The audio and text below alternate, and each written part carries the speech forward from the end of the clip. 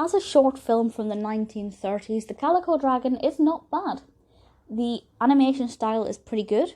It's part of the Happy Harmonies series from MGM that was directed by Rudolf Ising and Hugh Harman. And on its own, it's pretty decent. But this was actually one of the nominees for the Academy Awards Best Cartoon Short that year.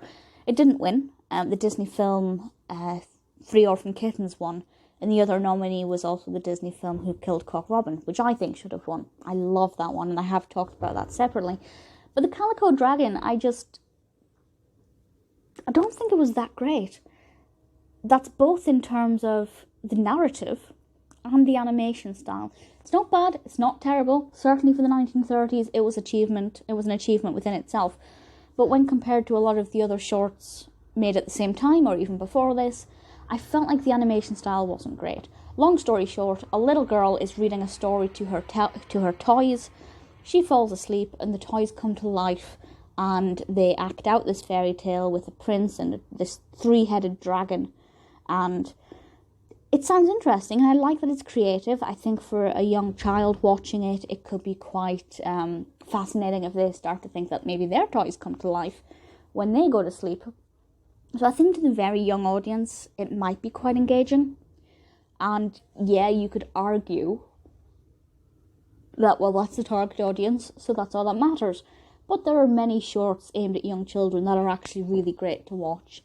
This one, I felt the narrative just was all over the place. I'm not sure if a young mind would be able to keep up with what toys are doing what, at what point, and whereabout they are. There was a time where I couldn't work out where they were.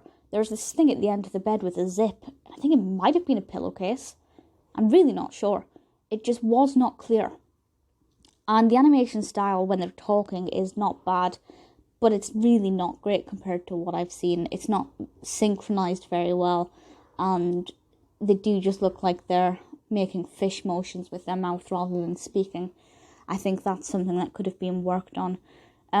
Background music, the soundtrack, yeah, it was fine. I have no complaints there, no criticisms at all. It was decent. So I didn't mind watching it. I thought it was an interesting concept. I do like toys coming to life, despite the fact that Toy Story is not one of my favourite films. But I do really thoroughly enjoy the concept. I just think the execution here was not amazing. Definitely not worthy of being an Oscar nominee. But clearly other people thought differently. Maybe you will as well. Give it a watch. It's obviously not very long. I think it's about 7 minutes. Not the worst I've ever seen, but certainly not the best.